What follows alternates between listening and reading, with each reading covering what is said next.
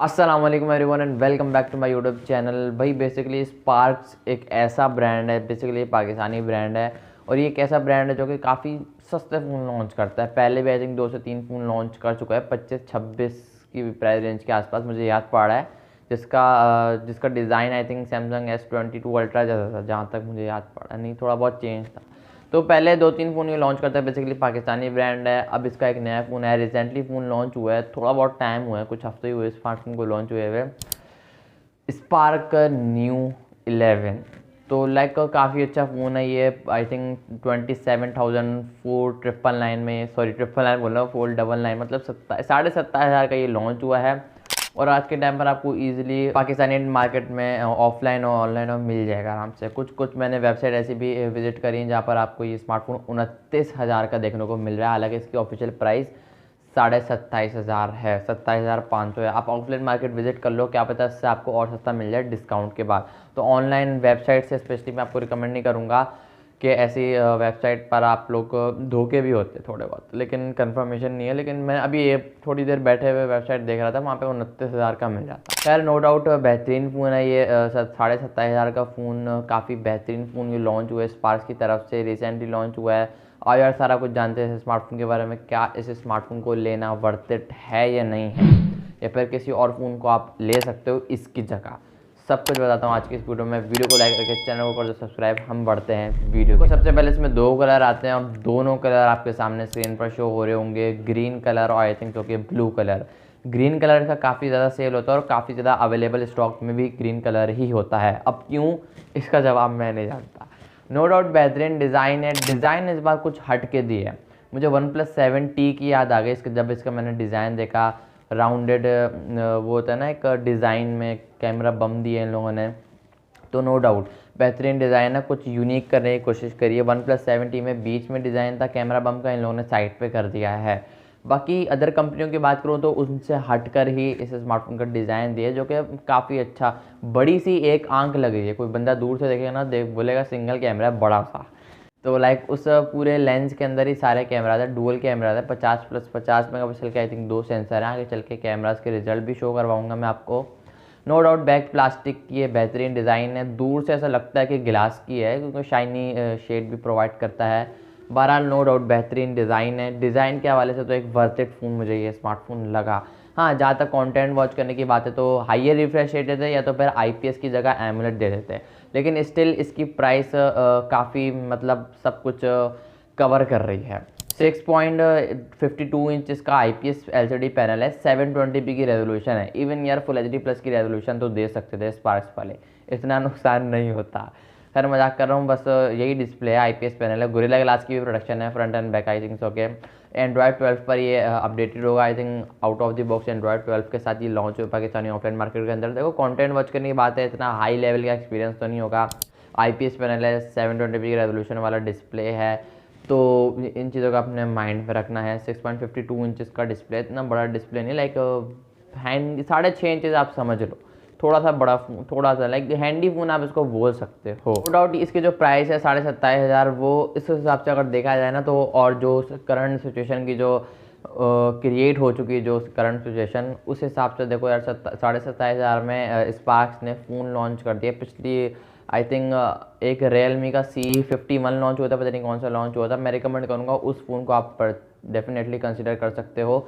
वो I think 30,000 का launch हुआ था। अगर आप इस फ़ोन को परचेज़ करो, ये भी करो, कोई मसला नहीं है। अगर आप थोड़ा सा और अच्छा फ़ोन चाह रहे हो, उसमें फिर लेटेस्ट डिज़ाइन भी iPhone 15 16 वाला जो भी है, 16 तो अभी आया नहीं, आएगा, तो 14 15 वाला उसमें डिज़ाइन भी है, वो डिज़ाइन ज़्यादा अच्छा लगा मुझे।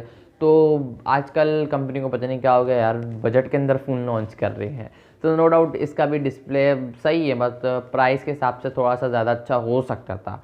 720p की जगह 1080p देते, बस यही काफ़ी था। हाई रिफ्रेश रेट भले ही ना देते, IPS पैनल दे देते, मतलब एमुलेट भले ही ना देते, तो 720p के रेजोल्यूशन की जगह 1080p तो देना चाहिए था। बाकी 428 वाला वेरिएंट है स्मार्टफोन के अंदर, आई थिंक जो कि साइड माउंटेड फिंगरप्रिंट स्कैनर है। अब इन डिस्प्ले फिंगरप्रिंट स्कैनर तो आएगा नहीं, लोग शिकायत करते हैं कि इन डिस्प्ले फिंगरप्रिंट स्कैनर, तो यार इस प्राइस रेंज के अंदर अगर आप इन डिस्प्ले फिंगरप्रिंट स्कैनर की तरफ जाना चाहते हो तो सैमसंग के फ़ोन को आप कंसिडर कर सकते हो। उसके तकरीबन फ़ोन ऐसे ही हैं जो कि इन डिस्प्ले फिंगरप्रिंट स्कैनर के साथ आते हैं।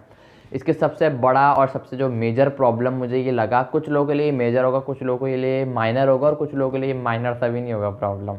मेरे जैसे बंदा होता तो उसके लिए कोई प्रॉब्लम नहीं होता, लेकिन सबसे बड़ा जो मुझे प्रॉब्लम लगा स्मार्टफोन के अंदर, वो स्मार्टफोन के अंदर डुअल सिम का ऑप्शन नहीं है।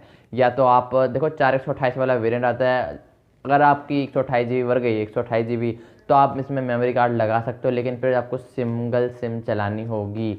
हाँ, आप इसमें डुअल सिम चला सकते हो, लेकिन तब आपका मेमोरी कार्ड ना लगा हुआ हो। सिंपल अल्फाज में अगर कहूँ, आप डुअल सिम इसमें चला सकते हो, लेकिन अगर आपको मेमोरी कार्ड लगाना है तो आपको एक सिम अपनी निकालनी पड़ेगी। दे देते यार डुअल सिम के साथ माइक्रो SD कार्ड का ऑप्शन डेडिकेटेड, आजकल तो हर कंपनियाँ दे रही हैं, चाहे वो 15,000 में फ़ोन क्यों ना लॉन्च करे। तो ये एक मुझे काफ़ी बड़ा प्रॉब्लम लगा है इस फ़ोन के अंदर। बाकी हार्डवेयर वाली साइड की बात करूँ तो MediaTek का Helio G35 वाला या फिर P35 आई थिंक G35 वाला प्रोसेसर लगा हुआ है स्मार्टफोन के अंदर। नो डाउट हार्डवेयर की बात करूँ तो अपनी प्राइस सेगमेंट में एक बेसिक एक नॉर्मल बजट के अंदर आने वाला हार्डवेयर है ये। सर्वर खेलना है, कैरम पूल खेलना है, लाइक इस तरीके से अगर आपको गेम खेलने हैं ना, तो आप इस फ़ोन को डेफिनेटली कंसिडर कर सकते हो। लेकिन अगर आपको PUBG फ्री फायर जैसे गेम खेलने का सोच रहे हो तो वो माइंड में ही रखो, सिर्फ इसको अप्लाई नहीं करें।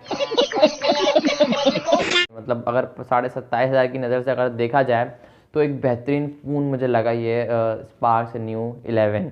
हाँ, लेकिन PUBG वाली, हाँ कैजुअल गेमिंग करनी है तो कर सकते हो, नो डाउट बेहतरीन फ़ोन है ये। लेकिन थोड़ी बहुत FPS, थोड़ी बहुत ग्राफिक्स, फिर सबवे सर्वर में भी मतलब थोड़ा बहुत करेगा मसला, कैरम पूल में, या फिर आप वो होता है ना जो मारता है वो लकड़ी खींच खींच के, तो नाम मुझे याद नहीं आ रहा, आप लोग खेलते होगे या नहीं मुझे तो नहीं पता, लेकिन मैं पहले खेला करता था। अब आजकल कैरम पूल खेल रहा हूँ मैं, तो अगर आप भी खेलते हो तो आओ साथ मिलकर खेलते हैं। खैर मजाक कर रहा हूँ, लेकिन कैरम पूल में खेलता हूँ ज़्यादातर। तो ये फ़ोन इन गेमों के लिए बिल्कुल सही है। बस वाला गेम खेलना है, कार वाला गेम खेलना है, तो ये स्मार्टफोन बिल्कुल बेहतरीन है। लेकिन अगर आपको PUBG खेलना है तो आप इस फ़ोन की जगह किसी और फ़ोन को कंसिडर कर सकते हो, इस फ़ोन को कंसिडर करो। हाँ, कैजुअल गेमिंग करनी है, PUBG चलानी है तो चल जाएगी PUBG देखो हर मोबाइल में चल जाएगा, लेकिन इतनी अच्छी परफॉर्मेंस नहीं प्रोवाइड कर पाएगा, ग्राफिक्स भी उतने अच्छे नहीं दे पाएगा ये। तो अगर आप गेमिंग की तरफ से अगर आप थोड़ा सा भी सीरियस हो लेकर, तो आप इस फ़ोन को कभी भी गलती से हाथ भी मत लगाओ। बाकी डुअल 8 कैमरास का सेटअप है, 50+50 मेगापिक्सल का है, फ्रंट पर पंच होल है, इस प्राइस रेंज के अंदर पंच होल देती है जो कि काफ़ी अच्छी बात है। 13 मेगापिक्सल की सेल्फी है, फ्रंट एंड बैक ये दोनों से 1080p 30 FPS बैक से भी और 1080p 60 FPS, सॉरी 60 बोल रहा हूँ, 30 FPS फ्रंट एंड बैक दोनों से ही शूट कर लेता है। बाकी 5000 mAh की बैटरी है स्मार्टफोन के अंदर, नॉर्मल चार्जिंग है। देखो ओवरऑल अगर नज़र देखा जाए ना तो एक अच्छा फ़ोन मुझे ये लगा अपनी प्राइस रेंज के हिसाब से। बाकी अगर ओवरऑल स्मार्टफोन की बात करूँ, सबसे अच्छा मुझे इसका डिज़ाइन लगा, जो कि काफ़ी एक यूनिक लुक प्रोवाइड कर रहा था अदर स्मार्टफोन के मुकाबले में। बाकी सबसे बड़ा इसका जो हाईलाइटिंग पॉइंट है इसका डिज़ाइन ही है, और दूसरा सबसे बड़ा हाईलाइटिंग पॉइंट इसकी प्राइस है जो कि 27,500 है, जो कि काफ़ी अच्छी है। देखो जो फ़ोन मतलब जिनको मालूमात नहीं है उनको सस्ता फ़ोन भी चाहिए, जिनको फ़ोन के बारे में इतनी मालूमात भी नहीं है तो आप इस फ़ोन को डेफिनेटली कंसीडर कर सकते हो। नॉर्मल यूज़ के लिए थोड़े बहुत गेमिंग करनी है, कॉलिंग, मैसेजिंग, ब्राउजिंग, फेसबुक चलानी है तो ये 110% रिकमेंडेबल डिवाइस है। कैमराज भी काफ़ी अच्छे परफॉर्म करते हुए नज़र आए अपनी प्राइस रेंज के अंदर। बाकी सही फ़ोन है यार, मैं इसको रिकमेंड कर सकता हूँ। लेकिन आप थोड़ा सा और बजट बढ़ाओ ना तो इसी प्राइस रेंज के अंदर था, आई थिंक 30,000 के अंदर Realme का C51 रिसेंटली वो भी लॉन्च हुआ, इसके ऊपर भी मैंने डेडिकेटेड वीडियो बना दी, लिंक आपको वीडियो को डिस्क्रिप्शन में डाल दूंगा, आप इसको भी जाकर वॉच कर सकते हो। थोड़ा सा बजट बढ़ाओ, उसको परचेज़ कर लो, मैं ये कहूँगा। बहरहाल ये भी अच्छा स्मार्टफोन है, ऐसा नहीं है। आई होप कि आपको आज की वीडियो पसंद आई होगी, तो लाइक शेयर सब्सक्राइब कर देना। मैं मिलूँगा आप लोगों से फिर किसी और वीडियो में, फिर किसी और मोबाइल के साथ। तब तक के लिए अल्लाह हाफ़िज़।